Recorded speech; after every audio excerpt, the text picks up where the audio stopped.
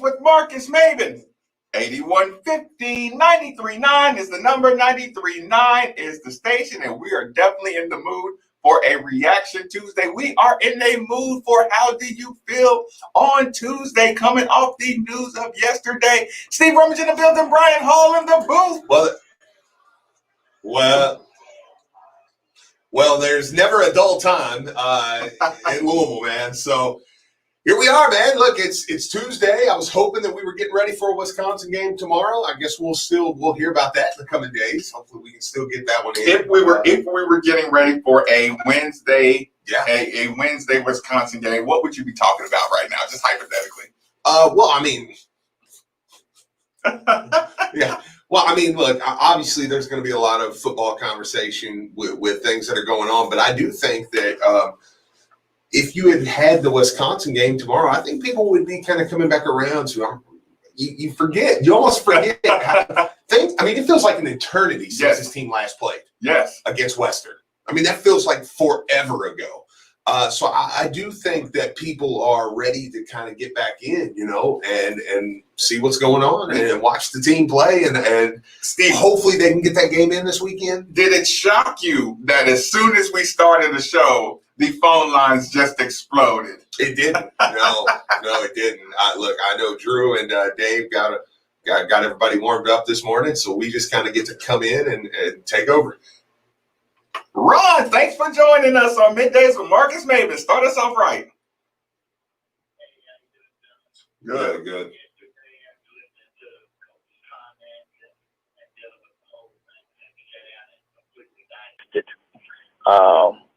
And I've come to the conclusion it is what it is. He's still our coach. Mm-hmm. I'm a long time, U of L football fan of 50 plus years. And no matter who the coach is, I'm still going to support the program. And in order for the program to move forward, we're going to have to let him be the coach, and we be the fans and supporters of the program and the kids to allow the program to continue to grow and flourish. I'm not a is that the Satterfield homer? Is that the mature Ron kicking in? Well, I had to sit down and get past the emotions. And after you get past all of that, the feeling of hurt and betrayal, you come to the conclusion he's not going anywhere. And in order for the program to be what we want it to be, we're going to have to support him and the program, whether you like it or not. In order to support the kids in the program, you have to support him.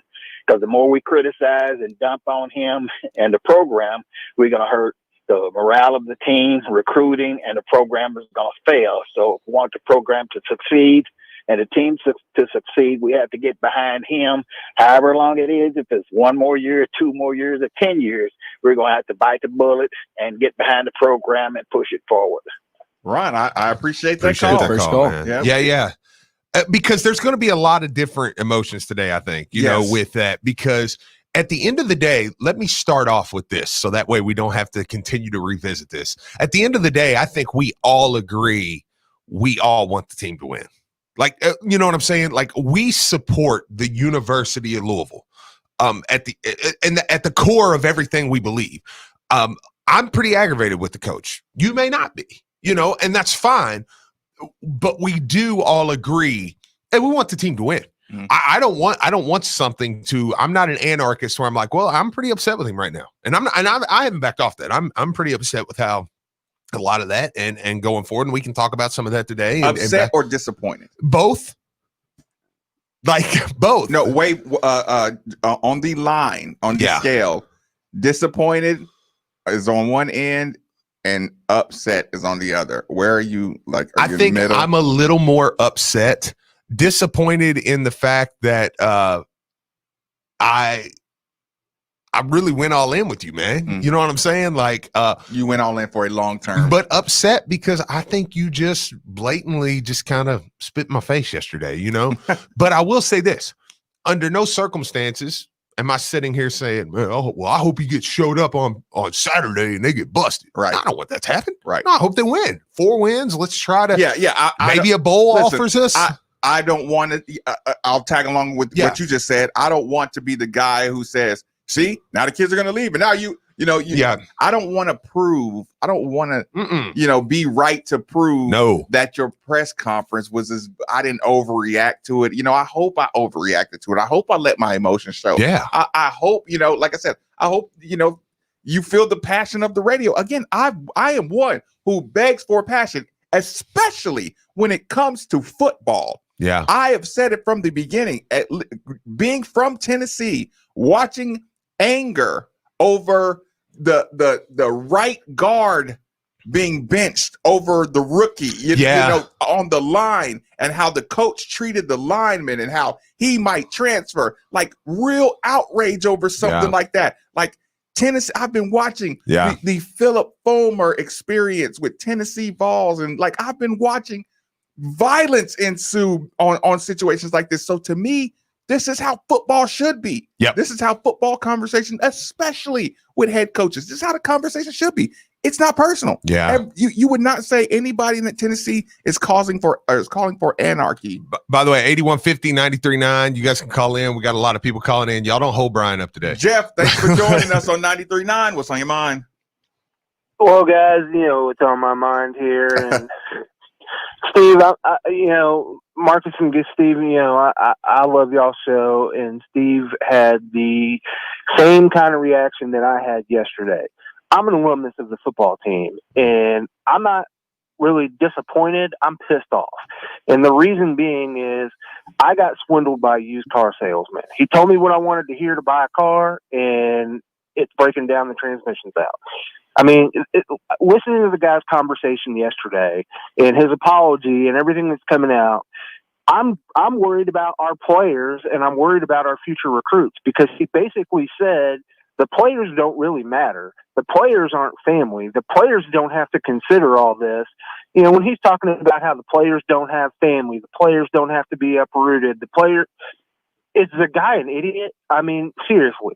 Now that I go back and think about it, he's from Boone, North Carolina, played football in Boone, North Carolina, coached there, lived there, did whatever one way for 1 year, and then came back.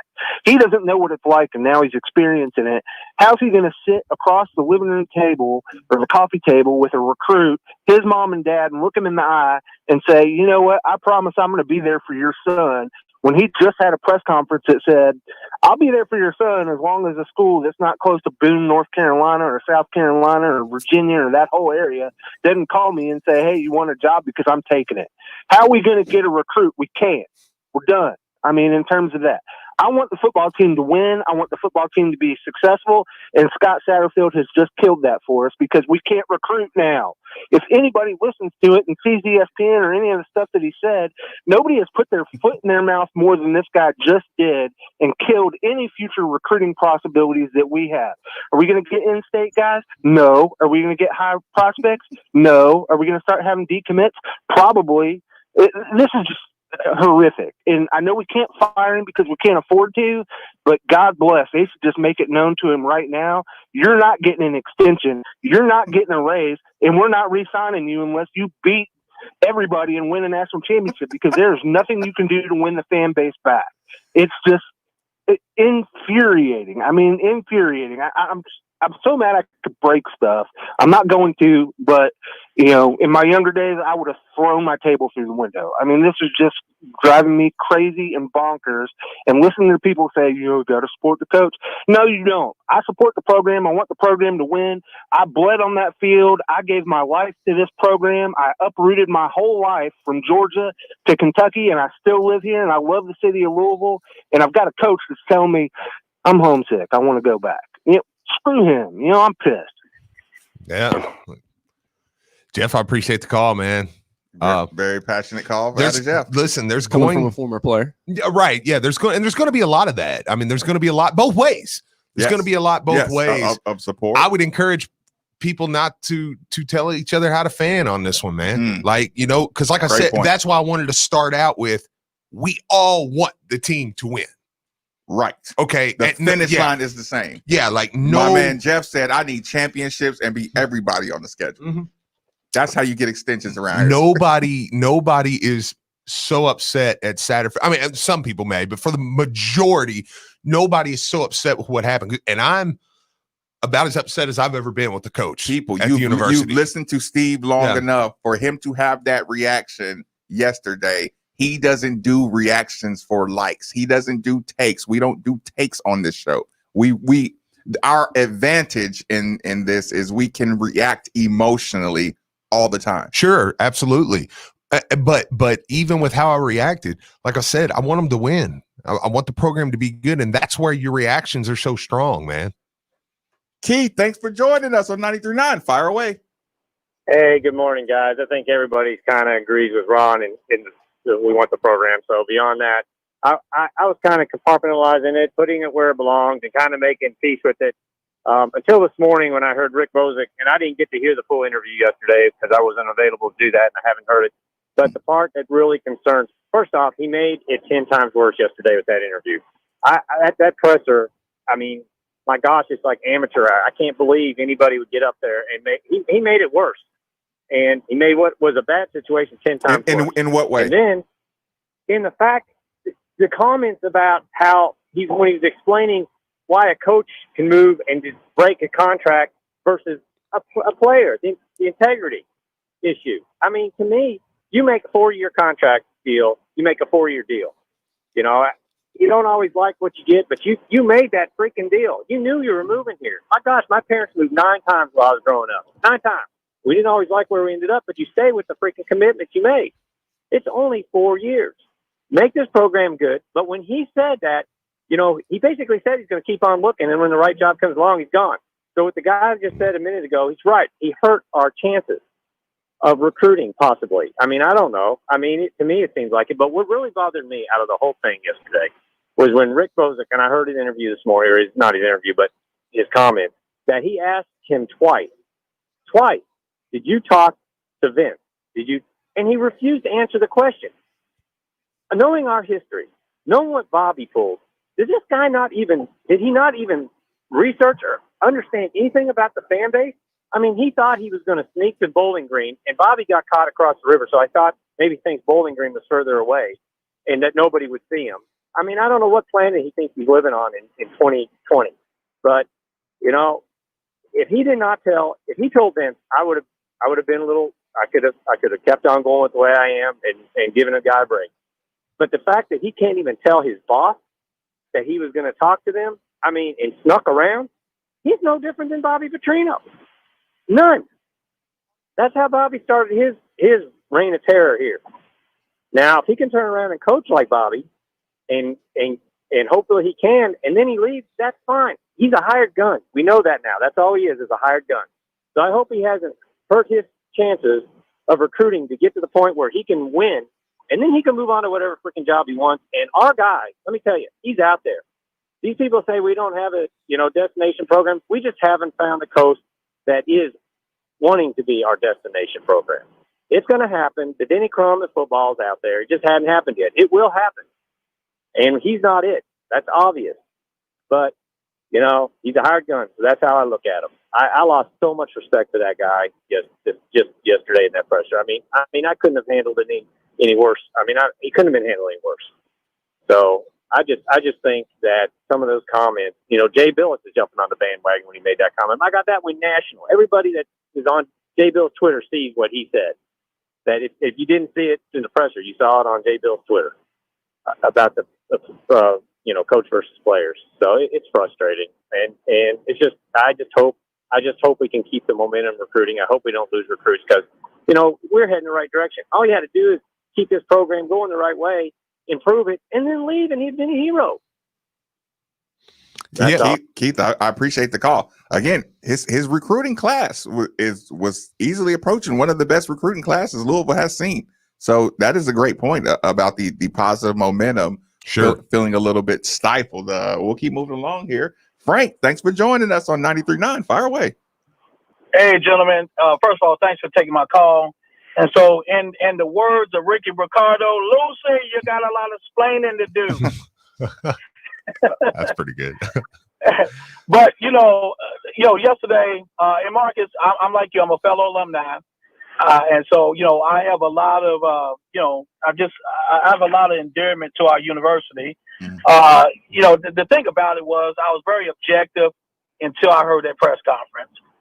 And everything that he could have said that was wrong, he said it. And then he doubled down. He avoided all the pertinent questions. It was just a disaster. And so, I feel bad for the current players. I feel bad for the former players, and anybody that's ever played basketball for U of L. I really feel bad for. But the thing about it, what really got on my nerves was that he apologized, and then he turned around and was like, well, it's not good for players to opt out, or it's not good for players to transfer. And then he kind of made excuses for himself. So, be that as it may, I'm kind of looking, if I'm Vince, I've got some coaches on the short list, and I have them on speed dial. But, I just want to give my comments, and, thanks again for taking my calls, gentlemen. Yeah, Frank, I do appreciate the call. I think too, man, the way he looked, and I'm listening to these calls, I'm just trying to kind of take in what everybody's saying. And one thing I think I'm hearing too is what upset a lot of us was that, okay, when Tennessee happened with Charlie didn't really say nothing. Y'all read it. Y'all know what's happening here. Mm-hmm. My silence is, yeah, I'm looking at this. You know what I'm saying? Like, yeah, this is happening. My AD knows. Everybody knows. This is all going down. I'm checking it out. And then he turned it down. When Texas happened, kind of the same thing. Satterfield almost like the way he talked to us yesterday, I think, is what bothered me, because the way he talked to us almost was like, well, yeah, no, I'm not interested in that, but I mean, I actually am. Okay, well, then I talked to him. Well, then it was like, well, I'm sorry I hurt your feelings, but like, okay, well, next time when I'm gonna leave, I'll tell you first, okay? Okay. Well, what if you don't get another offer for 4 years? Why would you have not, when you were asked those questions, just say, hey, right now, today, look, I love the University of Louisville. Like, you know what? Are we trying to figure out what he could have said? I hate to do that. Like, yeah, to feel how he feels. Yeah. How could he have handled that different? Is that where we're at? Or are we determined on are we so emotional that we're in the detachment? Out of the attitude? Abundance of your heart, Marcus, your mouth speaks. And that's the problem where we're at. Your mouth said yesterday what you feel. And I think it's just kind of to the point now where, like I said, we're in a casual relationship from here on out, man. Like, listen, do what you do. I'm going to cheer for you. Look, it's not going to affect ticket sales. I don't think it's going to affect ticket sales. Right. I saw somebody say that yesterday on Twitter, and I was like, no, I don't agree with that. I think people will support this university. I'm not going to screw over my university because I'm pissed at him. You know what I'm saying? Like, but let me even take it one step further before we go to the calls. If you go to the game Saturday, and I do know I have heard a lot of people who have said, I'm not going. I'm not using my tickets. Don't boo. Don't boo him. It's just, I think that's a bad look all around. I want to. You know what I'm saying? Right. Like, I'm not going to lie to you. I kind of want to. I'd love to get behind the bench and just be like, if it did start going south, look, part of me would love to be back there just like, boo, this is why we don't want you. But that doesn't help. That doesn't help anybody. Steve's brother from another mother separated at birth. Louisville Lamont, thanks for joining us on 93.9. Fire away, my man. Thanks for taking my call, Mm-hmm. man. What is going on with the Satterfield cat? Mm. I loved him, and that's past tense. I love Satterfield. He won me over. We welcomed him to Louisville with open arms, to a launching pad. You know what I'm saying? Louisville's a launching pad for anybody. But he spit in our face, man. He dogged us out. You know what I'm saying? He took our love for granted. And like, you know what I'm saying? He knows that we're just going to be there. So it doesn't matter what he does. I beg to differ, man. I think we should boo his ass when we go out there the next time he goes on the field. Because I'm not happy with what he done. He just dogging us. I'm trying to hear what somebody else got to say about this. Listen, I appreciate the call. again, the running joke is when we see Louisville Lamont, like he feels like Steve is his spirit animal on the radio. Both Cowboy guys, Yes, both really passionate about it. We do appreciate the passion on this one. I'll keep it rolling along phone lines. A lot of good opinions, a lot of passionate opinions, a lot of differentiating opinions. Scratch off Kid Jimmy. Thanks for joining us on 93.9. What's on your mind? Marcus Maven, 45 years we've been sitting in that end zone with that defense sign, dancing with the gorilla in the crunch zone, and down the mountain man shoots my heart out. Hey, Marcus, I've been through 3 marriages over this U of L thing. Every time I get married, she said, "Where you going?" "I'm going to the ball game." "Getting a divorce." "Going to the ball game." "Get a divorce." And now we got the mountain man. He gets a little money, and then he hits me right in the heart. Hey, Marcus, bring Charlie Strong back. Come on, Charlie, you have the best defense in the world. Appreciate the call. Like I said, when I say passionate, when I say spirit. But here's the thing. When people kind of like, when I've saw people jump on other fans for like, well, you shouldn't be that mad at him. This is the next step. That call right there was a man who said, this is my life, man. Like, this is what I spend my money on. There was a intro video that I thought Louisville did an excellent job probably about 5 years ago. Some people may remember it. And Louisville's basketball intro, it was Rick Pitino. And Rick Pitino was talking to the team. And he was like, y'all don't understand. He was like, y'all wearing this Louisville. And he's, it's kind of like, it was awesome how they had the music with it. He's like, people take their entire vacation monies, you know what I'm saying? Money funds. Mm-hmm. And they travel to the tournaments. Like, there's people skip things in life to follow you guys around. Like, like this means everything to this city, and like, we don't, like I said, you move here, we don't have a pro team. We don't have, everybody's heard the quote unquote cliches with that. Yep. And you hear a guy like Jimmy, that man's saying 40 years. I've been going to the games. It's like one of those, you're going to listen to me. I've been doing this for 40, 50 years. I don't like feeling disrespected by the head coach, the guy in charge of my program. For 40 years, I've been trying to build and stadiums and move up and recruit and get ranked and get respect for Heisman Trophy winners. I've tasted the champion being knocking on the door of champions. I've tasted all these situations. I've had number 1 quarterbacks in the nation. I've had all this stuff. I expect that level of respect out of anybody who takes the helmet's job, and I shouldn't be ashamed of having the expectation. Some people say stepping stone. Louisville Lamont said launching pad. It's kind of the same thing, but it's how you view your program. Launching pad. Yeah. This is an opportunity. We're giving you an opportunity to change your life, like you're giving the kids playing for your program an opportunity to change their life. We want you to take it. We want you to we want you to appreciate it like you want the kids to appreciate the scholarship you offered them. Yeah. We offered you this job. Yeah, man. So and to be told basically to our face, essentially it's a nice little job. I don't blame fans for feeling the way they feel. Right. Kendra, thanks for joining us on 93.9. Fire away. Did you say Kendra? Yeah. Yes, ma'am.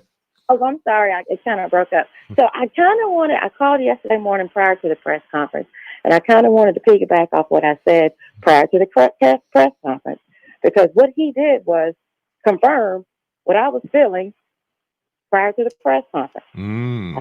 I spoke on him being an adult. This is his career. If the Carolinas, if that region of the country meant that much to him, he should have never interviewed him here. You can't go, you're going into some high school kids' homes, asking them to leave their home to come play with you, chasing a scholarship, hopefully some playing time, and maybe a shot at the NFL. You want them to uproot themselves from their homes to come play with you, but you're saying because you're an adult, you've got a family and all this, that, it's different for you. It's on a different level. How can you expect the kid to do it and you can't do it? And then if they turn around and want to transfer or, look out for their best interest, just like you are, then they, you want somebody to stay committed and loyal to you that wants to be here and play for you. Would you have It felt, goes both, let me ask you it this. goes both ways. Would you have felt better if you knew it was about money? Absolutely. And I listening to him talk, it almost seems like he was chasing a bag. He was chasing some money. He got the money. The fit's not good for him and his family, and he's ready to go. But he can't say it like that. And because he's an amateur at this, he's, what is it, Boone, North Carolina, Appalachian State. It's a smaller environment or what have you and all that. The media is not what it is there as it is in Louisville. All that. He can't, he doesn't, he's not nuanced. He's not polished. Mm-hmm. So that's why he sounded like a contradiction yesterday, because he's not, this is new to him, but his heart, he spoke from his heart. You can't, and that's why it was so jumbled. You can't say on one hand, you apologize to the fan, the history you've had here with coaches, and then say you're committed here. You want to make the program a top 5 program. And then say, if somebody else calls you from that area, you'll handle it differently. You didn't deny that you wouldn't handle it or wouldn't talk, but you said you would just handle it different. How do you think people are going to, how are you supposed, a fan supposed to take that? Just be, okay, he's committed to staying here. But if somebody calls, he's going to listen. And he's going to handle it different, though, but he's still going to listen. We're supposed to be happy with that. We're supposed to be, and that's not the media's fault. The media didn't twist his words. It's not fake news, yada, yada, yada. It's great that he's got his players and former players and coaches or whoever on social media supporting him. But he said what he said, and he's a grown man. And he needs to be held accountable, just like when these players step out of line or violate team policies or whatever, they get suspended or dismissed for the team or whatever. Everybody should be held accountable for their actions. And he said what he said yesterday in a press conference for everybody to hear it. Nobody twisted his words. It's what he said. And it's what he meant. And like I said, the last thing I said yesterday when I called in, he's shown his hand. It is what it is. That's the last thing I said on that phone call yesterday when I called in. And that's what I feel more than ever now, because that's basically what he said yesterday. I'm here. If somebody else come calling, I'm going to entertain it. I'll handle it better, but I'm still going to entertain it. So it is what it is. I don't know. I just kind of wish, there'd be a way that there could be some kind of, if you don't want to be here, I don't even know how much longer he has on his contract, maybe give him $2 million to leave or whatever. But if it's that serious to you to be back home, go back home, because in the long run, I know people were upset, about paying Bobby $14 million. But when you look at the big picture, that $14 million, he was going to cost the program more than that, because nobody was coming to those games anymore. That's concessions, that's tickets, all that stuff.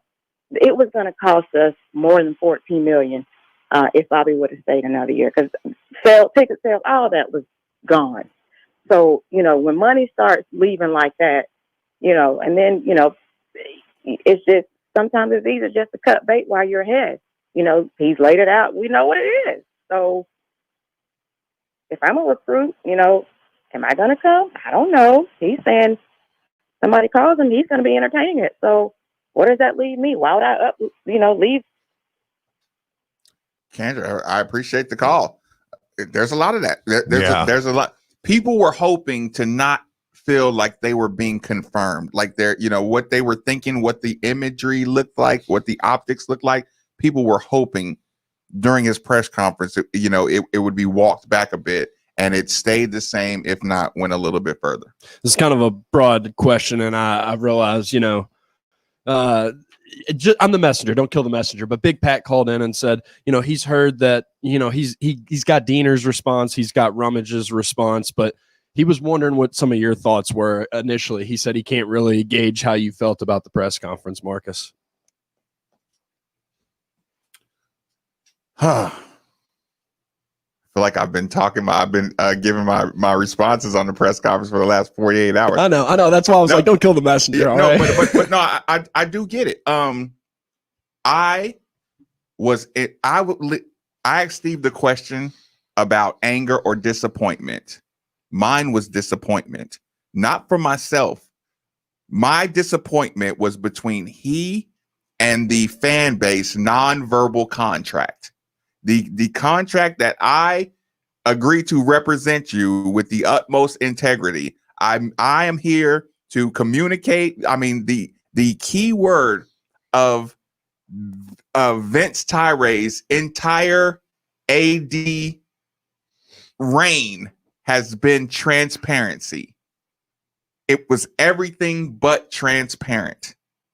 It still looks everything but transparent after yesterday's press conference. So the nonverbal contract between coach and fan is damaged. Actually, the nonverbal contract between Vince Tyre and coach, I think, is damaged. I mean, he talked about being disappointed. I'm disappointed. Like I said, it's not anger. It's, you're showing, I know how the fans are feeling about this. I know how the coach feels about this. I don't like the fractured relationship. I talked about it on the live stream last night. The people's stock, people buy stock on belief and faith that stock is going to grow. Stock market confidence, program confidence. Everything revolves, like, so much of the lifeblood is program confidence. And I'm using Tennessee as the example. Every single year, Tennessee says it. Every single Cowboy fan, every single year. The reason they still sell jerseys all the time is the fan confidence in the program. Yeah. This is our year. Tennessee, this is our year. In order for your program to survive, the thing I love about sports is you have to believe, you have to have a blind belief in your ability to get better. You have to, you almost like an irrational belief. Yep. My team is 3-10. I'm giving you my irrational belief. I could come up with put it this way. It's not an irrational belief. It's a difficult challenge. Yeah. But you have to be up to the challenge to a point of insanity, and your fan has to say, okay, I feel like this 3-10 is not what, is not, indicative of the work they put in. And I think next year that can turn around. Sure. Every fan base needs that, but you have to have a triumvirate power structure between AD, coach, and fan base. Everybody has to believe in each other for your program to be stronger. I think my program just took a huge step back over the handling of the entire South Carolina situation. I hope that was a good enough answer for you. Nate, thanks for joining us on 93.9. Fire away. Man, I've been all over the board. I've been angry. I've been forgiving. I've been understanding. I've been fed up. I've been every bit of it. Okay. And I've been on a little roller coaster. I don't even know what to do, where I'm at, coming or going. One thing I do know, we got a coach that some other people would like to have as their coach. Mm-hmm. Okay. So we've got, that beats having somebody, in my eyes, that beats having somebody that nobody wants. You know what I'm saying? If you got a coach, he's doing good things, other people are going to want him. And I'm going to bring this up. Steve, this is no disrespect or anything like that. So don't take it that way, because I know I get sideways sometimes when people start talking about my wife. Your wife is a nurse. Yep. She's an exceptional nurse. She is exceptional to the point where somebody said, hey, we would like you to come to a total different state and be a nurse because you're good at being a nurse. Mm-hmm. And you got to look at it like, well, you know what? This might be good for the Rummage clan. Yep. Mama Rummage is going to go be a nurse in Tennessee. Mm-hmm. And it's not, you're gonna get sideways if let's say the people at the hospital where your wife used to work are calling names and, oh, she ain't this and she ain't that, and she's really, all she's trying to do is look out for the Rummage clan. You know what I mean? So I was mad. then I was understanding, then I was mad some more, and like I said, I'm all over the damn board. But the bottom line for me is we have a coach that other teams want to be their coach. So that's good enough for me. I'd rather have a coach that somebody wants than a coach that nobody wants. Wait a minute, Nate. Let's settle this right now. Since I got you on the phone. All right. Did you not wait for me to come into this building? Were you in this building this morning? I was, man, and I got donuts and everything. Man, did I see you pulling off in that big body truck? You damn right. It's a nice truck. Yeah, Nate, not only was that a nice truck, I opened the elevator door open, and I said, I bet that was Nate pulling off. Mm-hmm. I hate that I missed you, man. Yep. Yeah, that's me, buddy. Yep. No, but Nate, no, I'll catch you next time, man. Don't worry. Absolutely. I appreciate the call. My only, it's a good analogy. It really is a good analogy. I just think why we're upset is, okay, let me take Nate's scenario. I know. Yeah. Mama Rummage wants to go to Tennessee for the job. Knoxville North Hospital calls her and says, actually, I think we're going to go another direction. So Mama Rummage stays in Louisville, and Mama Rummage looks at those coworkers and says, well, I'm here until I can get another one. Excuse me? That scenario to me is because here's the thing. Make no mistake about it. If he was offered that job, we're talking about Jeff Brom right now. And waiting for their season to end. You are just convinced. Yeah. That's the case. Well, I'm throwing Jeff Brom out there. No. The job offer. Oh, yeah. And it's like this. I don't think we're talking about a scenario here where he said no to South Carolina. South Carolina said no to you. And does that put extra stink on it? Yeah. And now you looked at me and said, well, I mean, I'm going to keep listening. And then you have now one thing we haven't discussed on here, and I won't go too far because we don't have concrete evidence of this, right.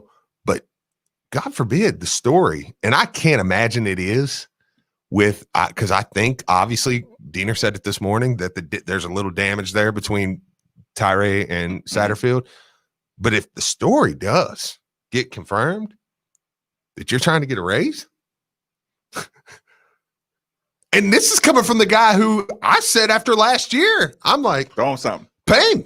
Throw him a little extra. Yeah, pay him. He looks like he's doing a good job, man. Let's try to keep him here. It's like, so now imagine Mama Rummage gets told no in Tennessee, comes back here to Kentucky, lets them know, I'm just here for a short, until I can get something better. But why don't y'all give me some more money while I'm here? Mama Rummage might get fired. You know what I'm saying? So I'm like, that's where I'm like, but I mean, I get the analogy. Or Mama Rummage won't be getting the promotion above equal. No. And one last Mama Rummage reference there. Mama Rummage is going to have the bosses watching her like a hawk. Right? Just a fact. Dana, thanks for joining us on 93.9. Fire away. What's going on, guys? What's up, man? Hi, how you doing? I want to share a quote with y'all if I can, just for a moment, from my favorite quotes of all time. You got to speak up a little bit. I'm sorry. Yeah, I want to share a quote with you guys, if I can, just for a moment. One of my favorite quotes of all time. Mm-hmm. By Shakespeare. No beast so fierce, but knows some pity. But I know none, and therefore I am no beast. I have no pity for anything that Scott Satterfield laid out on the table yesterday, particularly when he was talking about, the opportunity as far as location. Because here's my thinking on it. 2 years ago, you knew you weren't going to be in that location. If location is the issue, then you knew 2 years ago you didn't want to be here. Do you think he had a 2-year plan? I'll put up nice numbers for 2 years and get out of here. I honestly believe that he just, I think someone said it earlier. I think this was a bag chase, and maybe he did have a 2-year plan, but the way he has gone about it has just been a complete and utter joke. And to be completely honest, Steve, you were saying something earlier about extension and trying to get a raise. Mm-hmm. If I was Vince Tyra, the only bag I would be giving him is a travel bag. Dane, I appreciate the call. I mean, people are saying that. Yeah. But I'm going to decipher how much of this is following day emotion. Yeah. And how much of it is, do you think he's doing a good job? Do you think how important is it that you keep him long term? What do we need to do? What do we need to do here, just Brian? Just to keep you healthy. It's up to you all. Yeah, it seems like the phone lines are going to be busy all day. Okay, we'll take a quick break. The people on hold, Jacob, Joel, hang on the line. We do have one line open. Hang on the line, and we'll kind of get this one a little quicker. But there's Marcus Maben on Underville. Prescription products require an online consultation with a healthcare provider and are only available if the provider determines a prescription is appropriate. Subscription required. See website for full details and important safety information. Hey guys, good news. The outrageously expensive little blue pill is now generic, which means you can get the prescription medication to treat ED at affordable prices. And Hims makes it extra affordable. You pay just $30 for a month's supply. And right now, get your first online doctor's visit totally free when you go to forhims.com/real. That's right. Free, zero copay, no expensive appointments, no awkward face-to-face conversations to get your prescription. Hims connects you to doctors online who can evaluate you and, if appropriate, prescribe your ED medication. And a pharmacy sends it right to your door. Hims makes it affordable, private, and incredibly easy. Nobody likes dealing with ED. Now, thanks to Hims, nobody has to. And that's really good news. To start your free online visit, you need to go to this exclusive address, forhims.com/real. That's forhims.com/real for your free online visit. forhims.com/real. Hey, Card Nation, let's be honest. The real estate market in Kentucky is booming. And whether you want to buy or sell a home, now is the perfect time to do it. With interest rates at an all-time low and programs that can get you in a home for no money down. Want to learn more? It's simple. Just call Derek A. Stewart with Dream JP Pirtle. Derek is available virtually around the clock to listen, understand, and help you with all your realtor needs. So don't waste another second. Call Derek A. Stewart at 502-314-9868 today. Louisville football takes on Wake Forest Saturday, and ESPN Louisville is your pre- and post-game headquarters. Cunningham on the run, and he is in. Touchdown! Join Pat Jaggers and Taylor Lynch at 10 o'clock for the Coors Light pregame show on all ESPN Louisville stations. And then directly following the game, it's the Coors Light postgame show with Mark Ennis. We're the first place in town that will take your calls and hear live from Scott Satterfield. If it's Cards football, we talk about it here on ESPN Louisville. When you can't get to Double Dogs, bring Double Dogs to you. All you need to do is fetch and go. With choices like Black Angus burgers, wings tossed in homemade sauces, and dog bowl nachos. Double Dogs will make sure everyone in your family can enjoy their favorites. Now offering family-style dinner deals for a limited time. See our menu at www.doubledogs.biz and then give us a call to order. Come pick your order up curbside today at the Middletown Commons location. Take the night off and let Double Dogs do the cooking with Fetch and Go. We're proud to partner with our favorite go-to caffeinated beverage, Focus. Not Focus with an F, but with a PH. When the reality of COVID-19 hit, our friends at Focus donated over 200,000 cans of Focus to nearly 400 hospitals across the U.S. to keep those on the front lines fueled. And good news, now you can find Focus at more Kroger's, Thornton's, Liquor Barn, and Party Mart, as well as all the usual spots like Rainbow Blossom, Heine Brothers, Paul's Fruit Market, and CVS. Or save 15% when you use code ESPN15 at www.drinkfocus.com. Focus, Focus. Try it today.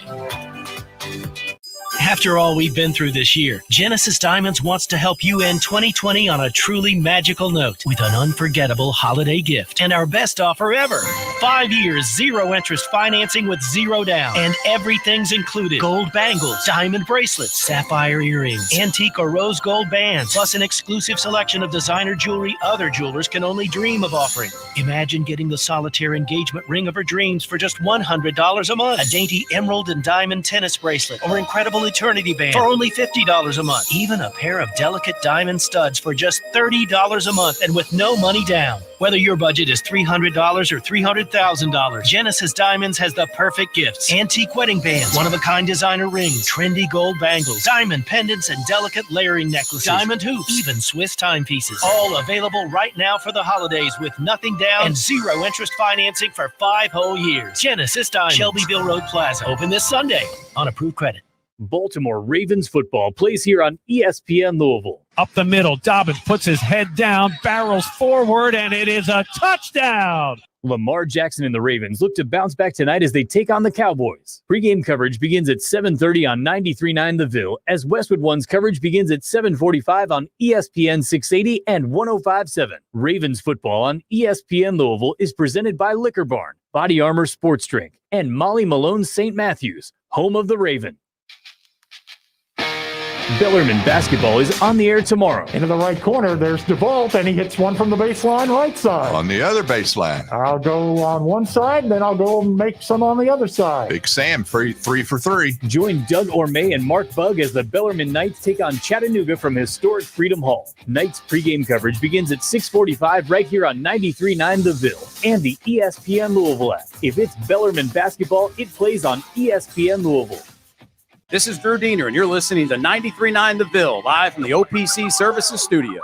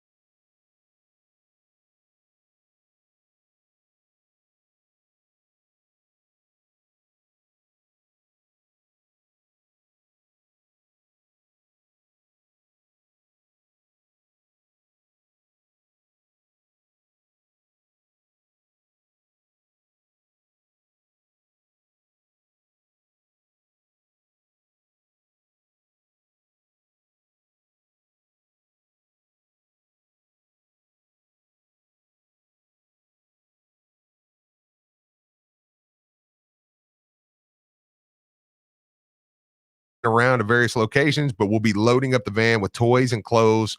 Our 3 charities will purchase with your donations, matched by Focus Caffeinated Sparkling Water. Once again, we'll match up to $5,000 in listener donations this Wednesday, December 9th, and we'll donate on site that day. Our GoFundMe, you can. What is it? Sorry, I got thrown off there.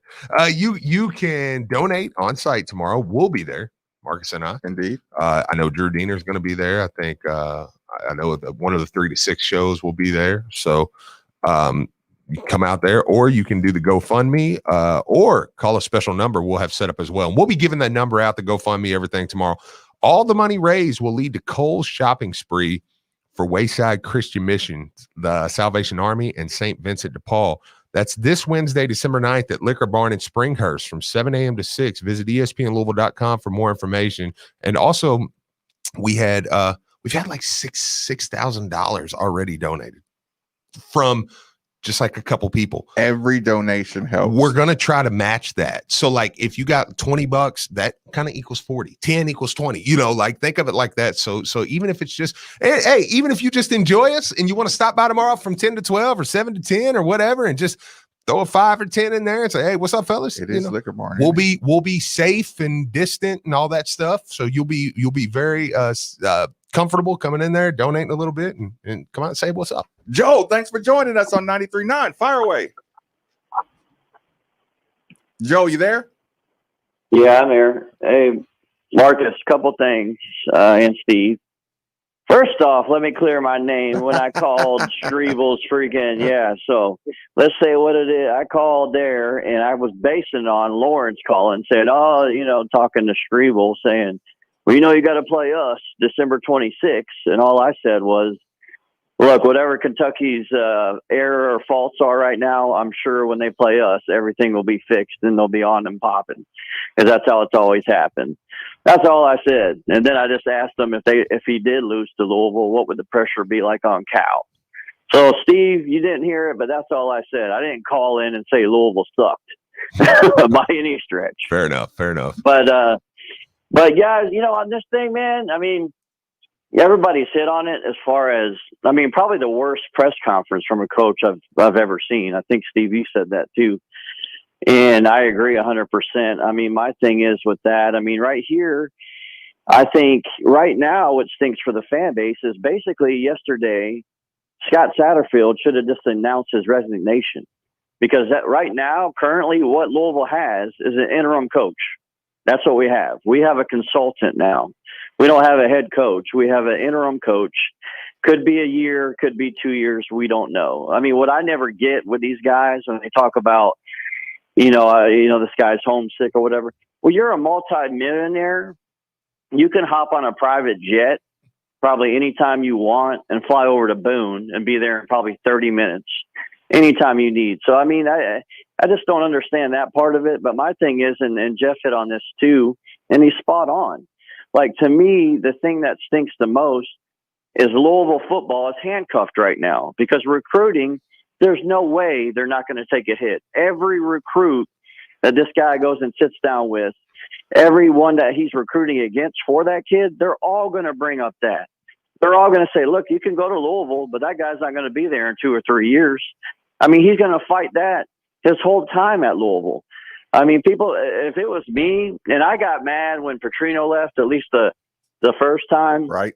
But you understood it, right? He went to Atlanta or whatever. Charlie Strong, same thing. He was flirting with Tennessee and then Texas.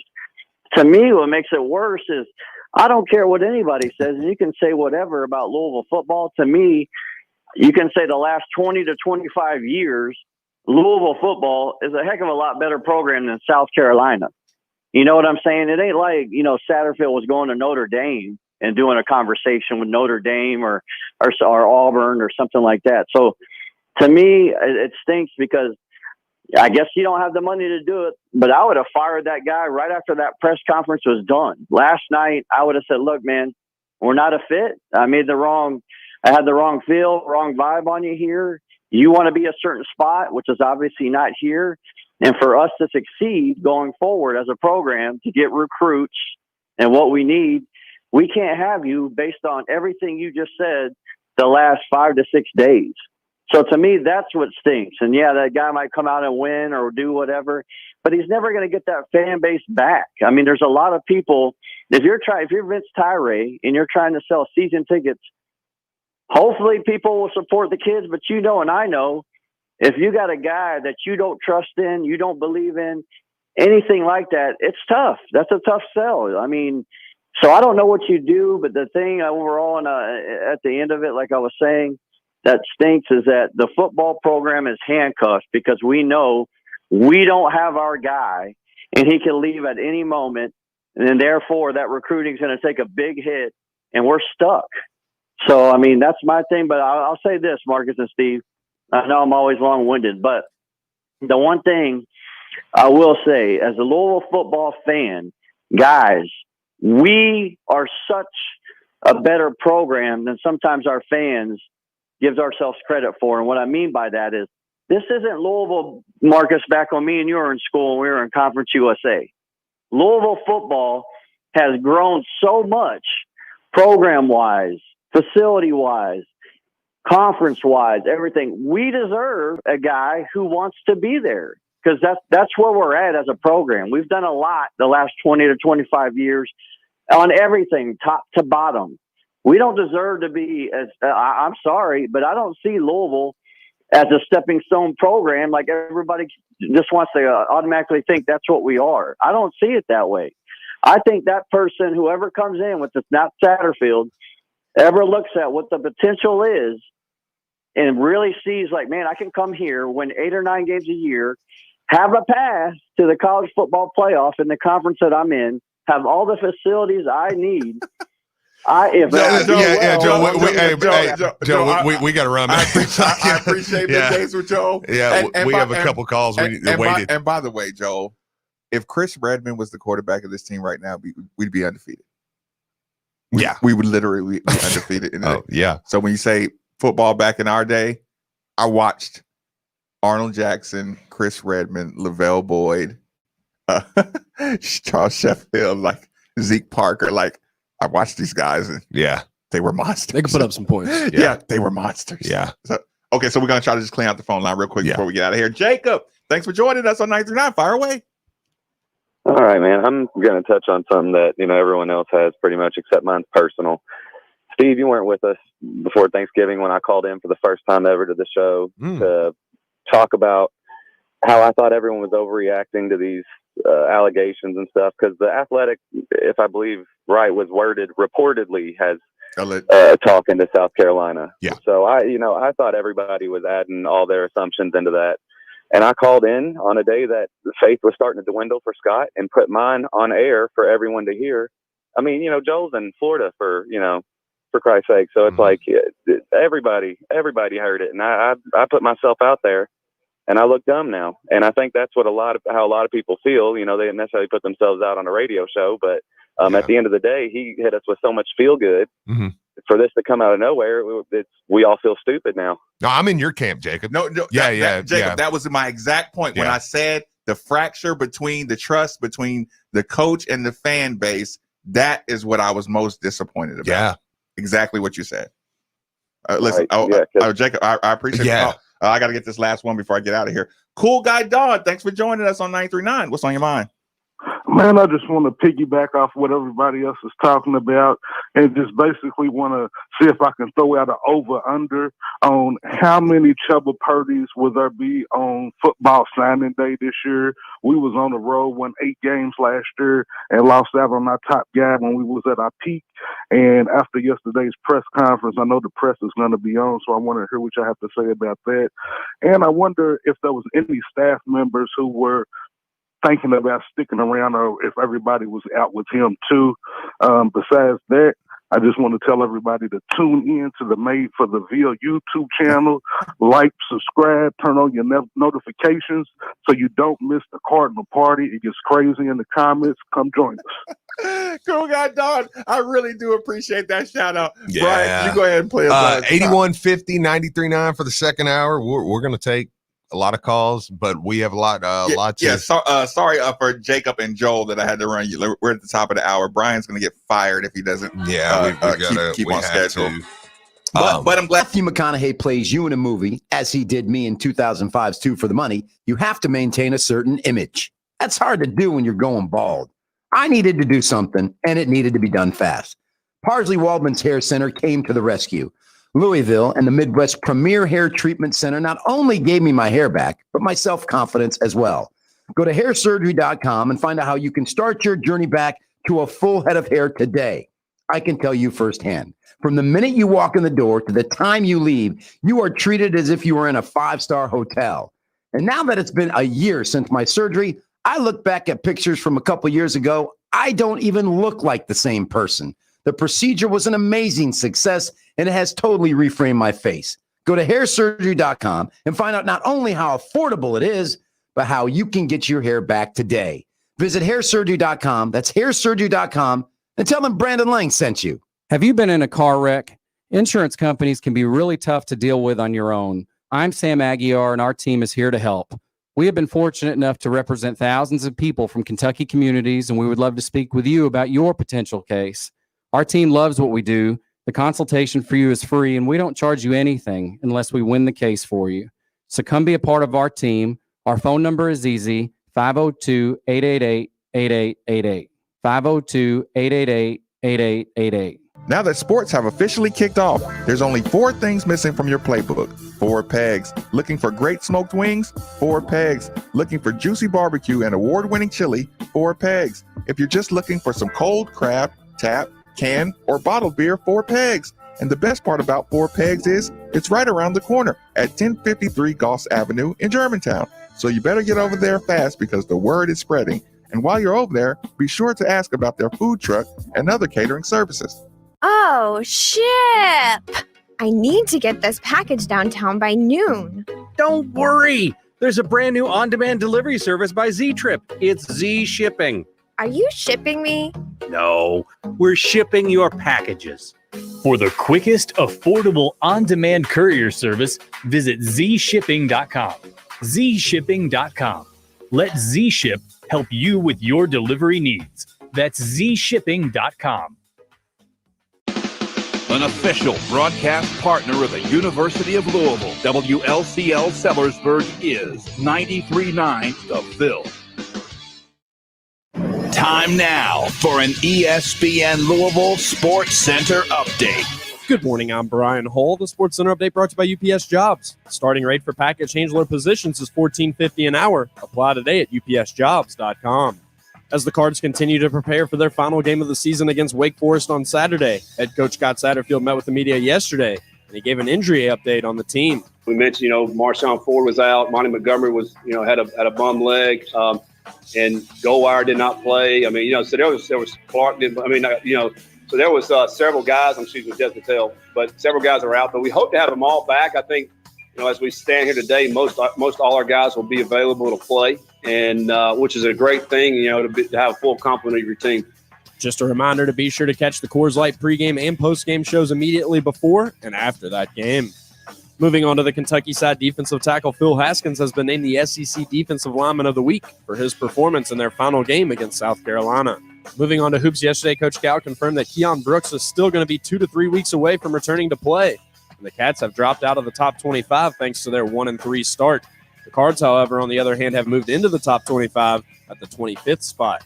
Another Louisville basketball news, their game that was scheduled for tomorrow against Wisconsin has been postponed due to COVID-19. They hope to reschedule it at some point. Also, regarding the Louisville men's basketball team yesterday, the NCAA released a document rejecting Louisville's response to the NOA and violations labeled against them. The next step for this is a hearing. And last but certainly not least, just a reminder that ESPN Louisville is your exclusive home for the NFL this season, as we carried last night's doubleheader on Monday night with the Washington team beating the previously undefeated Pittsburgh Steelers 23-17 and the Buffalo Bills beating the San Francisco 49ers 34-24. We'll have more action for you tonight right here on 93.9 The Ville starting around 8 o'clock when the Dallas Cowboys take on the Baltimore Ravens. Lamar Jackson is scheduled to return as the starting quarterback in that game. Keep it locked here. Middays with Marcus Maben is next. This is SportsCenter. DraftKings Sportsbook, America's top-rated sportsbook app, is wishing you the happiest of holidays. And to kick off the season of giving, DraftKings has new promotions and odds boosts every day this week. DraftKings Sportsbook is giving all new players the chance to earn a sign-up bonus up to $1,000 when signing up using promo code WLCL.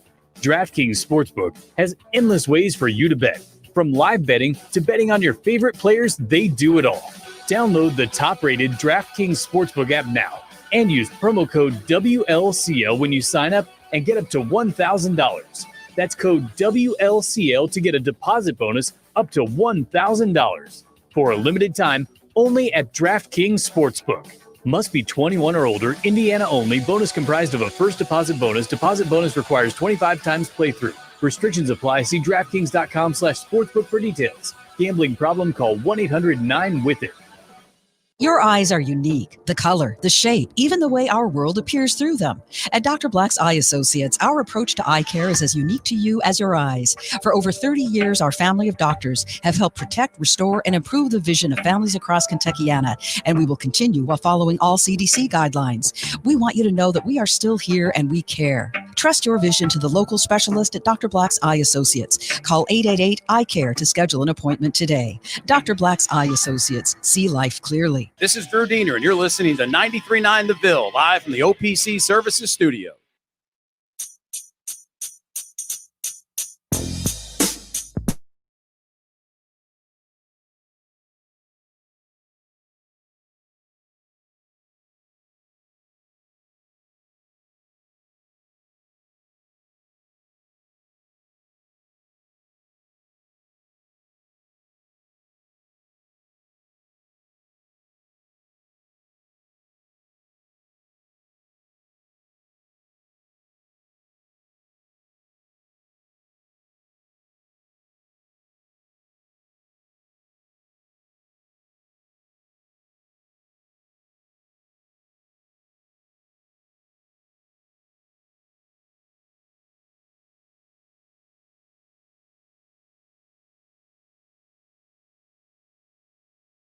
temperature control is one of the most valuable resources one can have. If you agree with this sentiment that DFH Company is the company for you, simply dial 968-6222 or look them up online at dfhcompany.com. Again, inquire about that Mitsubishi Mini Split for that hard to heat, hard to cool room in your home, 968-6222, or look them up online at dfhcompany.com. Also, for over 50 years, locally owned Moby Dick has been committed to serving the city of Louisville high-quality seafood, quality that starts with their fish, wild-caught cod from the icy waters of the North Atlantic, breaded fresh daily. You won't find a better fish sandwich. And don't forget about their famous hand-cut onion rings, cooked to order with 15 area locations. Moby Dick has learned it's the people that make the restaurant special and lasting. They appreciate their customers for making them a fabric of the community and a Louisville staple since 1967. Moby Dick, a whale of a sandwich. Also, DraftKings Sportsbook, America's top-rated sportsbook app, is wishing you the happiness of holidays and to kick off the season of giving. DraftKings has new promotions and odds boost every day this week. Luckily for us sports fans, there's an abundance of action taking place this week. Football teams are in the hunt to secure their place in the playoffs. By the way, the Steelers lost yesterday. How funny was that? Did everybody have a laugh at that? Oh, man, that was good. While college basketball season is just getting underway, there's no better place to get in on all the action. And if you haven't tried DraftKings Sportsbook, head to the App Store now because you don't want to miss this. DraftKings Sportsbook is giving all new players the chance to earn a sign-up bonus of up to $1,000 when using promo code WLCL. DraftKings Sportsbook has endless ways for you to bet. And don't worry, if you're not into betting college basketball and you're not into betting the NFL or college football, to celebrate this weekend's UFC 256, DraftKings is giving all MMA fans who sign up now a chance to triple their winnings when placing any bet on UFC 256. Don't forget, DraftKings is safe, secure, and reliable, making it easy for you to deposit and withdraw your money at your convenience. So what do you need to do? Download the top-rated DraftKings Sportsbook app now and use code WLCL when you sign up to get $1,000. That's code WLCL to get a deposit up to $1,000 for a limited time. Only at DraftKings Sportsbook. You must be 21 or older. Indiana only. Bonus comprised of a first deposit bonus. Deposit bonus requires 25 times playthrough. Restrictions apply. See DraftKings.com/sportsbook for details. I know. Gambling problem? Call 1-800-9-WITH-IT. Moving right along. Matt, thanks for joining us on 93.9. What's on your mind? What's up, guys? I listen to y'all every day, but I figured today was a good day to call in for the first time. Oh, thank you. Appreciate it. Yes, sir. So, man, I just want to give some input on my thoughts on Scott Satterfield. He wouldn't have been my first choice when we hired him, but I'm a Carr fan for life, have been always. And, I jumped on board. I was excited, watch what he did at App State, and, I thought he could do some things here. But the old saying goes, you burn me once, shame on you. You burn me twice, shame on me. So he's lost a lot of trust from what I hear with everybody, not just me. But, looking back when we did first hire him and he was doing his first press conference, I remember him saying that he knew nothing about Louisville. He didn't know the roster. He didn't know the city. He just took the job.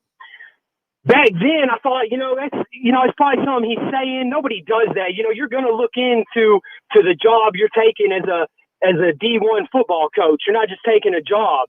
You're going to check out the roster. You're going to see what you can do. Looking back at it now, I almost wonder, did he just take this job because it's a Power 5 job, and he figures, I can win enough games that's going to get me back home here to North Carolina when I'm ready.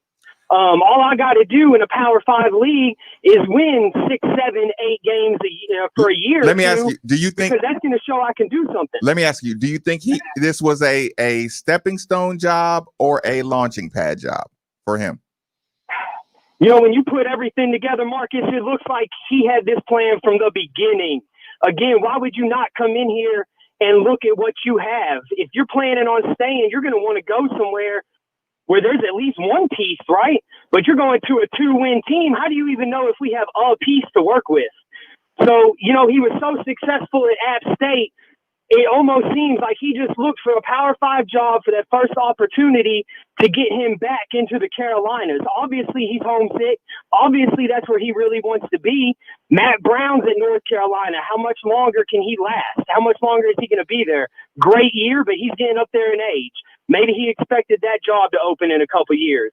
North Carolina State, lots of other jobs could open in 1 to 2 years, and maybe he kind of had that in the front of his mind and said, I just need a few wins so I can get back to my Power 5 job here in the Carolinas where I want to be close to my parents. Now, I'm not, nobody knows, and he's never going to come out and say that. We got to do the coach speak thing. But, looking back, it makes you wonder. It makes you look at it to go along with now sneaking behind our backs. Were you really ever planning on staying here? So that's all I really had to say, and that's kind of what I was thinking this morning looking back, and I'll hang up and let y'all and see what y'all have to think about that, guys. I appreciate it. Again, Matt, we appreciate you, Absolutely. actually taking the time and going 502-815-0939. Yeah. Today's the day I do it. So we really do appreciate that one. Rolling along on the phone lines. Tina, thanks for joining us on Middays with Marcus Maven. What's on your mind? Hey, Marcus. Hi, Steve. Hi, Brian. Hi, everybody out there Hello. in Card Nation. How's everybody doing? We're good. We're good. I want to come from this from a couple of perspectives. First,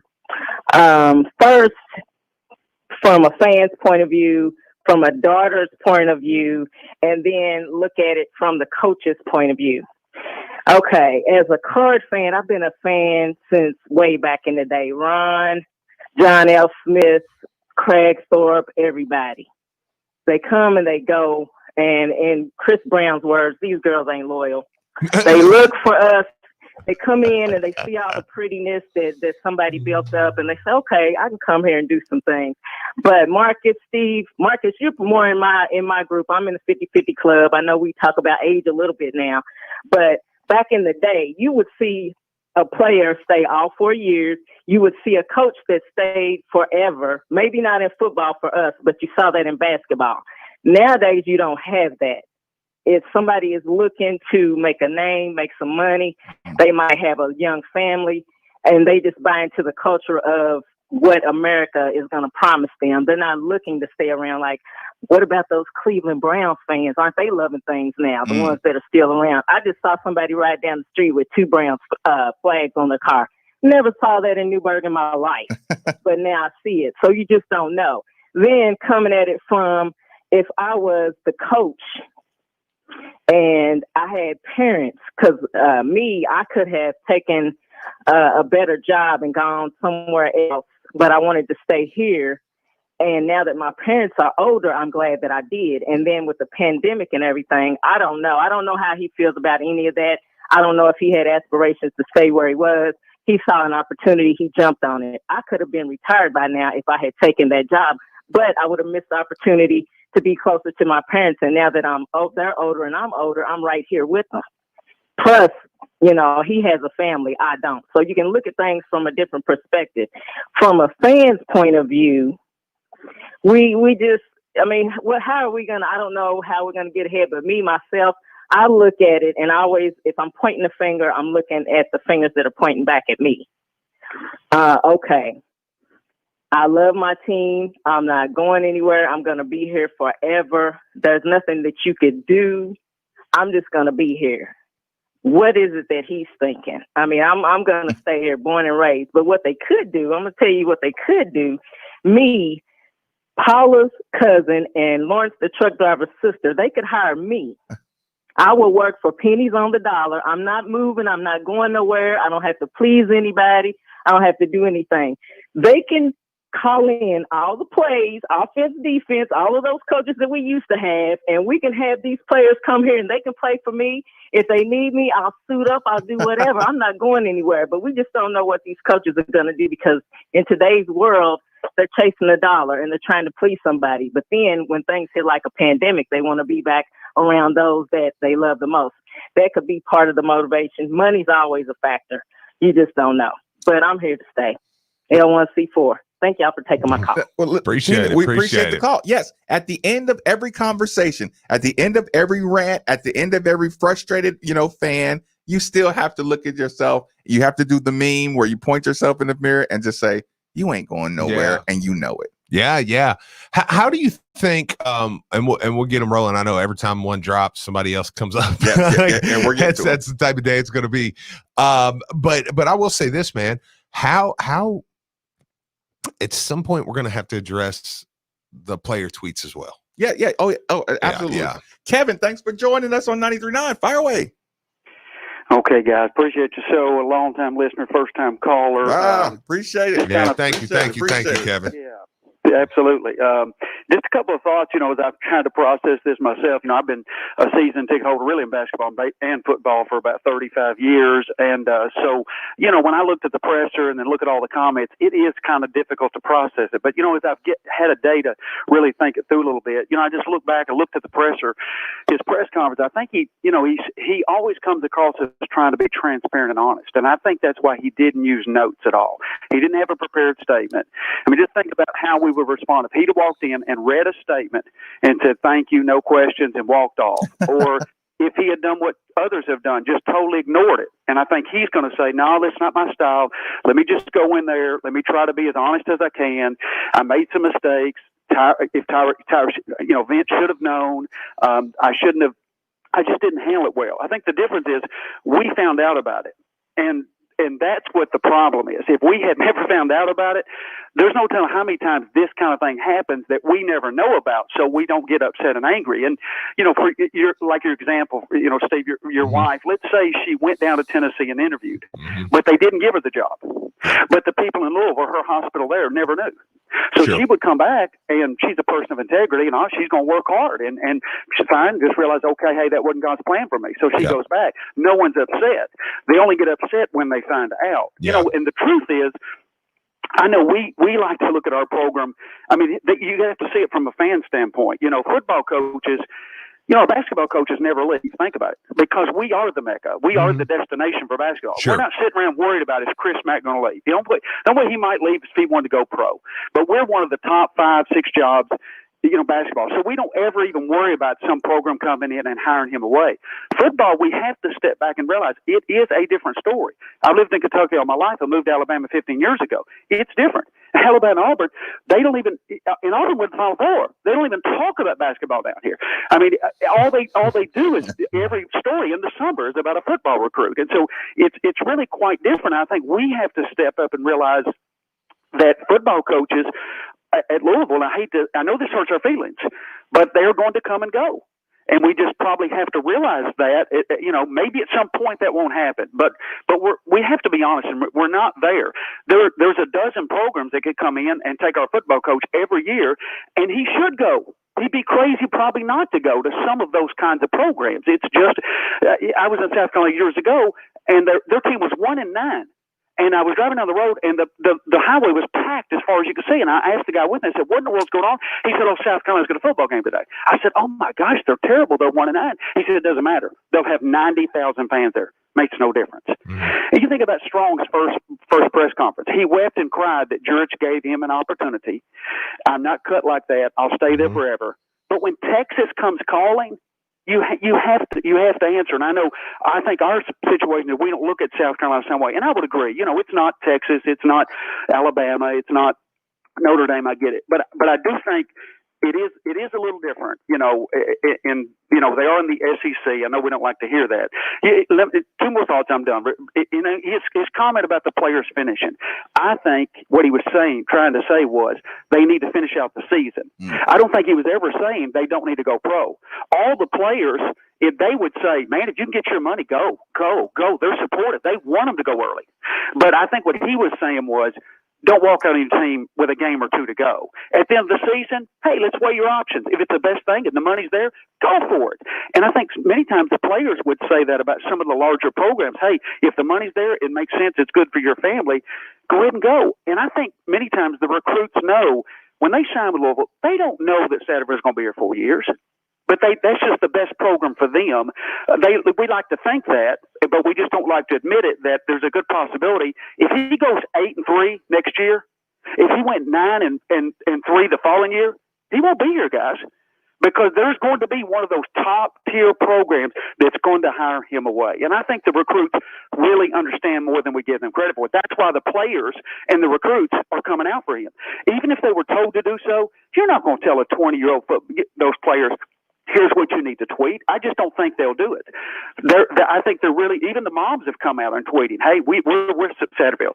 I think at the end they realize sometimes this just happens. It's the nature of football. It's not going to happen to us in basketball. If it happens to us in basketball, we lose our minds. But it's going to happen to us in football. It's just a different situation. The last thing I would say, if Tyra and the players are willing to say, hey, he should have done things different. And I agree, he could have done things better in the presser. He could have said things better. He could have covered his bases a little more. I just think he was trying to be transparent and honest, and those point blank questions he just wasn't sure how to answer. And maintain his relationship with Tyra. But if Tyra and the players are willing to say, hey, let's move on. I'm an employer and folks work for me. When businesses come after them, here's what I tell them: go interview. And 9 times out of 10, you'll come back, but you'll have a greater appreciation where you're at. If they offer you something better, you ought to take it. If it's a better situation for you, go for it. And I think that's probably where I finally come to after kind of working through because he's still talking. Upset and angry too. I step back and realize this happens every 2 or 3 or 4 years with Louisville, and there's a reason. It doesn't mean we're a great program. I love it. I mean, it doesn't mean we can't go to the championship game. We can, but I just think we have to remove emotion right now and look at some of the facts. But anyway, those are just some random thoughts. Kevin, I appreciate the call. Those weren't random thoughts, Kevin. You were thinking about those. Yeah.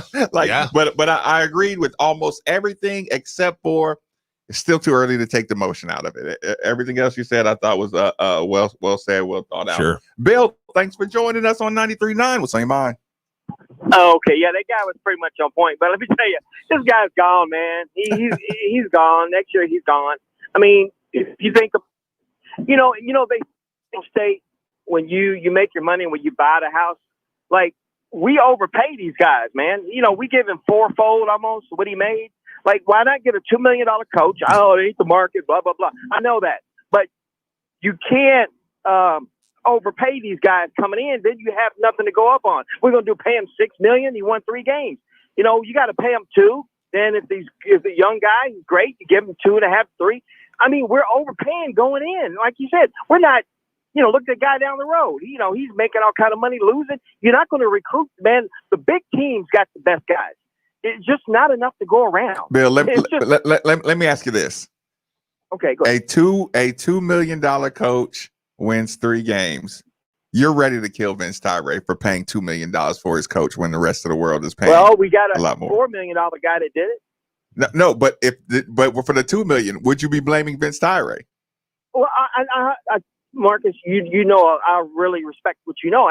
You probably know a heck of a lot more, but I understand what you're saying. But I'm just saying the point is, it don't work. We're seeing it don't work. It's not the guy's fault. He wants to be in the Carolina. Man, can you imagine making $5 million a year living in South Carolina? You got beaches, you got the best weather in the world. Well, what do we got? A boarded up downtown? Come on, man. We got 4 pegs. What you talking about? Hey, another thing too. You got all this uproar going on down there. He's thinking, man, he's probably a more Republican type guy. He don't want to deal with all this, man. Bill, I appreciate the call. That's another perspective on it. Sure. South Carolina, beautiful beaches. We got downtown. Jason, thanks for joining us on 93.9. I like our downtown. I love our downtown, by the way. Jason, what's on your mind? Yes, sir. Thanks for taking my call. I've got a 2-parter right here. But I listened to you guys for a solid 5 years. Seems like Lamar's Heisman year, and maybe before. And I know you all can relate to me on this, but almost 2 years to the day, and I think it's next week will be 2 years that they hired Satterfield. I'll never forget. I do heating and air for a living. I was sitting in my truck, listening to you guys, eating lunch, and thinking to myself, who is this guy? He's not Brom. I was so mad at Brom. I couldn't even see straight. Right. And I'm like, who is this guy? This is another Crackthorpe. And so I started calling him Satterthorpe. Last year, I quit calling him that. I was very impressed with him and with all the culture and loving on guys, and no one knew where offices were and all that. I bought into all that. And he's just another guy using us for a launching pad, a stepping stone. He is going to be gone. Next good year that he's got, he's gone. I know it's not going to happen, but in reality, he should be fired. In his second year with a losing record right now, when you add all the games up together, I think cut him loose, because we're going to need a new coach, and it might not be next year. It could be the year after. But my second part is for Mr. Rummage. Mm-hmm. I know you're a Cowboys guy, and I know you don't wish ill feelings towards Lamar, but how do you watch that game tonight? How do you root for your boys? Oh, no. Hope that Lamar does. Oh, no, Jason. No, go ahead. Appreciate the call. No, it's very simple. This is not college. Has Jason not heard Steve Rummage before address this? I need well, first off, let me say, if the Cowboys were good, thank you, Lamar, for your time here. But I need my boys to win. Thank you for your services. The Cowboys are not good, therefore I'm looking for a top 5 pick. So Lamar, have a day, man. Have at it. Have a day, bro. Go put up record numbers, my man. Yeah. Go teach some boys a lesson, man. Oh, let me keep going. Is this a new Jason here on the line? I'm gonna say so. Jason, thanks for joining us on 93.9. What's on your mind? Hey guys, how's it going? It's good. Good. First time, long time. Love the show. Oh, thank you. Season ticket holder, several years for football. Just want to share my perspective on this. I've been listening to all the fans and all the perspectives, and I really understand all the perspectives. I'm trying to stay positive with all this. So I got a perspective on it, and I'm going to shut up and listen to you guys. Let's entertain the thought that maybe this is a stepping stone for Seth. Okay. Well, in order for him to achieve what it is he desires, some things have to happen. First and foremost, he's got to win games, right? In addition to that, he's got to recruit well to win the games that he needs to win to impress the schools where he wants to go. So I guess, what's your all's perspective? That's my thought on it. I'm trying to stay positive, but ultimately, if this is a stepping stone, he still has to win games, right? So anyway, that's my thought. I'll shut up and listen to you guys on it. Appreciate your time. Go Cards. Jason, listen, absolutely, man. I appreciate the call. Let me offer a quick alternate. I don't want to say alternate universe or alternate theory, but you do know stepping stone can be a good thing, can be a great thing. Sure. Think about this, people. Satterfield comes here, 8 win, 3 win, and you're hearing about him at South Carolina. Now, we've been looking at it from our point of view. Crazy. Now, minus the press conference debacle, let's just take that out, right? Outside coaches all over the country, Bobby, Louisville, Atlanta, Satterfield, Bobby, Satterfield, if he in 2 years, if Satterfield goes from App to Louisville to, whatever SEC program, think about this. If you're an up and comer, you'll take anything to take that job at Louisville. And here's the thing. Sometimes having coaches forever can get stagnant. I've seen the way fan bases act when a long-term coach has a down year. Sure. It's not fun. Rick Pitino's recruiting was over the hill so many times when you just got tired of looking at his face. Mm-hmm. Every coach that's been here more than 3 or 4 years, you get mad at him and you're ready to run him. Yeah. Oh, we're looking at the same thing over and over again. We're looking at this, we're looking at that. That's one of those uncomfortable truths that you have to acknowledge. If you turn into Springboard you're gonna get away with paying a lot less for some really talented up and coming coaches. Mm-hmm. And sometimes keeping things fresh is a little fun. Yeah. And it's like LeBron. LeBron takes 2-year deals. He takes 3-year deals. Freedom of movement, freedom of contract. Who knows? Freedom of get Jeff Braun back in here. All those things. It can again, you're not sentenced to have to put up with a coach forever. That's not the rule. So I would just say I don't panic as much when someone says springboard. I can handle that conversation too. Big T, thanks for joining us on Middays with Marcus Raymond. Fire away. My brother from another mother, Double M and Big Rummage. What's going on, man? How y'all doing? Feeling good. Good. Hey, man, first of all, man, y'all need another hour, dude. This 2 hours is killing me. I'm in this truck, man. Y'all need to get that other hour, but we'll discuss that later. Listen, man, I got a couple things. First of all, Steve, I'm with you. Cowboy lover, man, and we're struggling this year. We hurting. It's amazing Lamar got back off that protocol in record time, but I want him to crush us because we need that first. Well, Jets ain't going to let us have that. At least the second or third pick, man. So I'm with you. I'm with you, Rummage. We need to lose so we can get what we need and look for Dez to kill us tonight. But nevertheless, let me deal with this this Satterfield situation. First of all, he screams culture.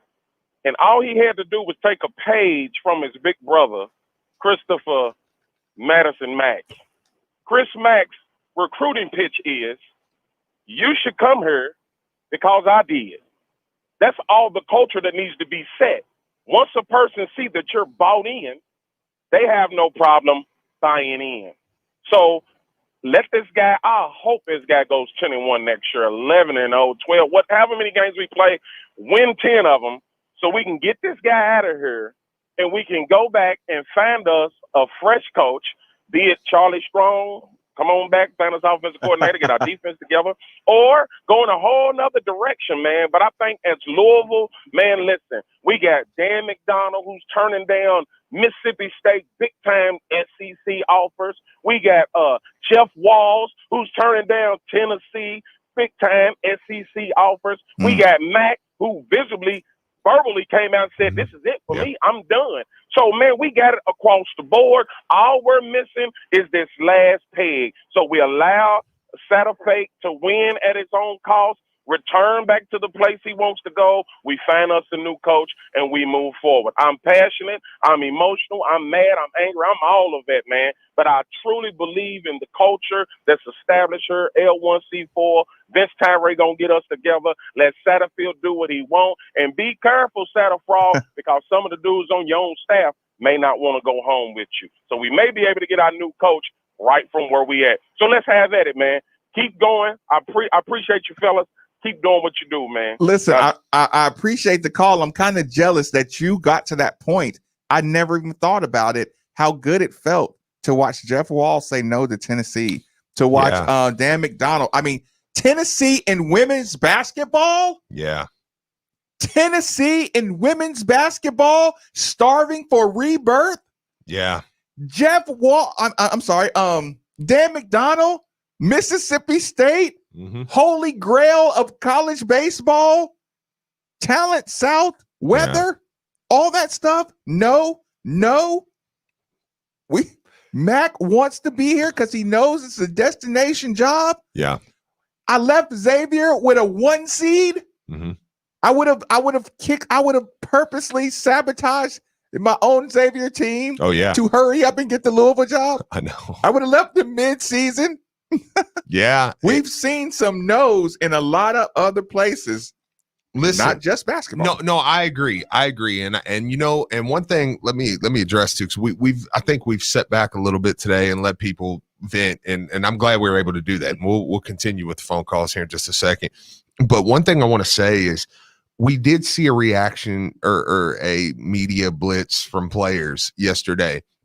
Let me be clear. That didn't come because local media. That came because Jay Billis, because CBS, because the national media. And what made me think of this too is I was just reading where Mark Ennis retweeted something that was coming from a national where people were like, Andrea Adelson was, this is bad. His name, let's not act like this is just a local Louisville thing. Everybody on the outside looking in was like, that was terrible. What he did over the weekend, coupling everything, the way he handled it, the way the press conference, that was really, really bad. That's why you got the kind of I don't want to say staged tweets, but where you kind of had that was a bat signal. Yeah. There was a bat signal. Yeah. Yeah, if nothing else, you at least agree with that. Yeah. That, like, okay, Like, there was hey, something sent out. Listen, like, there's some distress going on. Y'all, hey, let's send out some tweets, and you do it for your coach. Yeah. I got no reason. What was your experience like playing?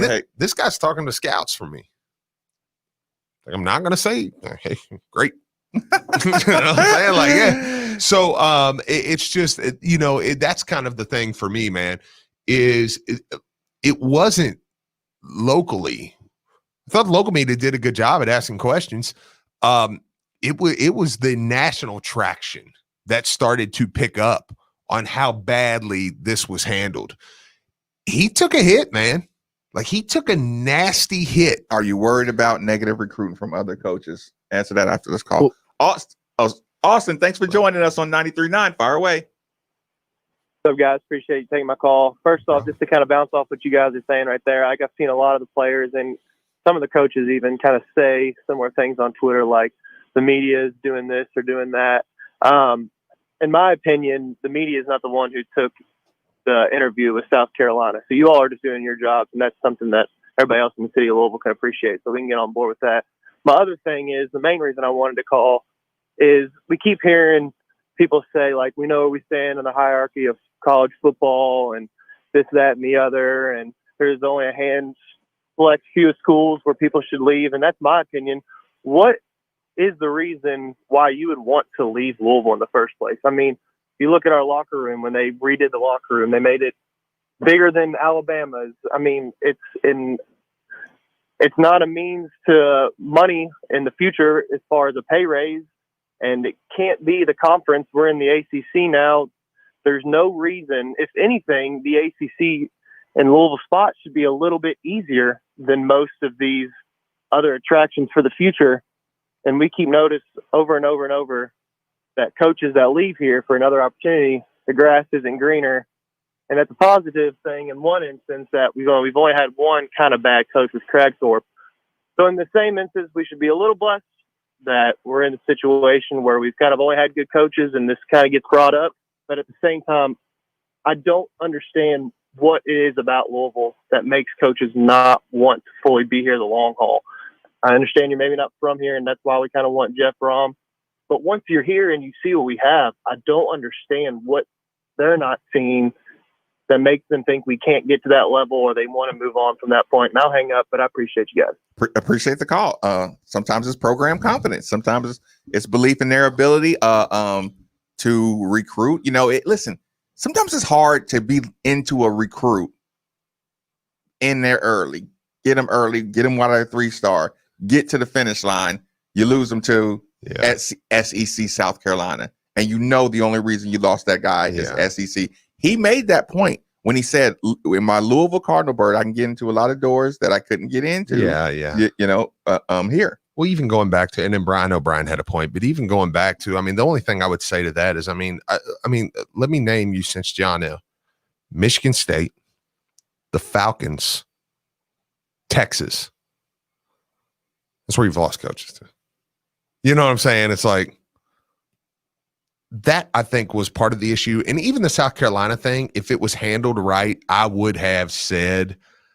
You would have hated saying it, but you would have said it. SEC, okay, I get what you're saying. Now, I do think the South Carolina job is a purgatory job, though. Like, I just think it's brutal. No, I think you might get a year where you can win. They expect to win a championship in 2 years. But they can't because of their schedule, so I'm like, but well, anyway. I think that's why a lot of people are hurt so much, because they don't think the South Carolina job is better than the Louisville job. And the fact that he even considered it to leave Louisville is why half the fans that are calling in today are calling in, because like you said, we've lost coaches to Texas, to the NFL, and those are all Michigan State. But remember, Michigan State coming from before you were really what you were. You were low CUSA. So Michigan State Big Ten was massive. Yeah, right. And so you made a comment about the national media.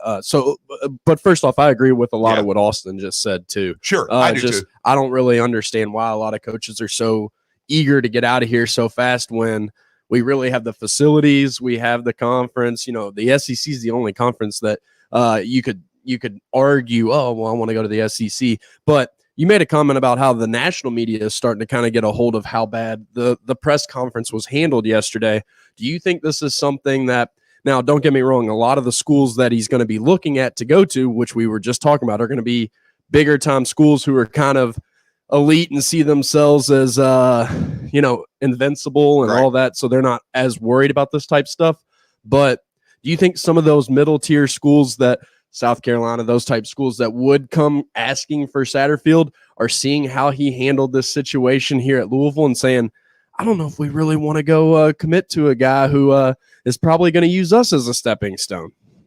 I don't think they care. Anybody who wants, if you want Coach Satterfield, you don't care, in my opinion.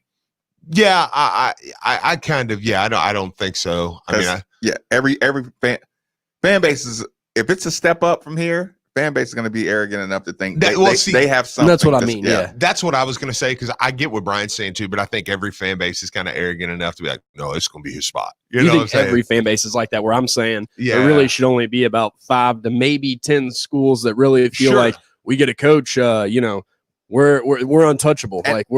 He's here. And again, our arrogance is we are the highest athletic budget stepping stone. Why do you think the Nike is trying to shut down Adidas? Because $180 million in, straight to the university was a game changer. Yeah. Louisville is if you call Louisville the stepping stone, we're the richest stepping stone on the block, bro. Mm-hmm. We are we spend the most money for our facilities. We spend the most money in all of our athletic programs. Softball, soccer, tennis. You're going to have athlete upon athlete all over your campus, coach upon coach, all over your programs. That's where our arrogance. That's what I don't understand, because honestly, if a coach is successful enough here and works his way up, winning games and everything, we have the ability to pay probably top 5 in college football to our head coach if he's worth it. So. Yes. I mean, what are you going for? More money? And to a situation that's going to be harder to win than here at Louisville? Because honestly, the ACC, if outside of Clemson, if you get to the top, you can dominate the ACC for a few years. That's what's so disappointing. And I don't mind being a stepping stone. Just don't spit on me while you're walking on me. Ross, thanks for joining us on 93.9. Fire away. Hey guys, I wanted to get back a little bit to the player tweets and stuff, because I know you were trying to segue to that earlier, but you kind of covered it.